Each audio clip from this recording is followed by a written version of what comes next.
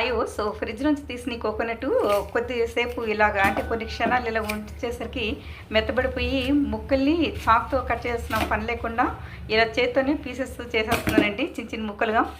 అంతేనండి. ఫ్రిడ్జ్‌లోంచి ఏ వస్తువన్నా కొద్దిసేపు బయట ఉంటే ఇంక ఇలా మెత్తబడతాయండి. అది చూసారు కదండీ! అయితే నేను ఇప్పుడు పప్పు బీరకాయ కర్రీలో మార్కెట్‌లో మనం ఒక వస్తువు తెచ్చినాక మరో కొత్త వస్తువు ఊరిస్తూ ఉంటుందని చెప్పాను కదండీ! అది ఒక క్యాప్స్‌ను పెట్టాను. అది నిజమేనండి. అంటే రిలేషన్‌షిప్‌లో అని నేను అన్నానండి. నిజం రిలేషన్‌షిప్‌లోనేనండి.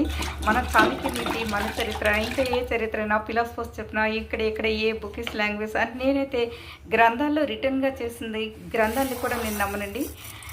నేను కళ్ళతో చూసేది నమ్ముతానని మీరు అనుకోవచ్చు. నెవర్ డూ ఇట్ అండి. నేను ప్రజెంటు అంటే నా ఐ పర్సెప్షన్ ఇప్పుడు ప్రజెంట్ ఏంటైతే నా కంటికి కనిపిస్తుందో అదే నమ్ముతాను కానీ కళ్ళతో చూసేది కూడా నమ్మనండి. జస్ట్ లైక్ దట్ అప్పుడు చూసిందే నమ్ముతాను. చూసింది కూడా నమ్మను. అలాంటప్పుడు నేను ఏ మెథడ్స్‌ని నమ్మనండి. కానీ ఇది మాత్రం నిజమండి. రిలేషన్‌షిప్‌లో మనం అంటే అది బయటికి అలా అనకూడదు అనొచ్చు. కానీ నేను చెప్పేస్తున్నానండి.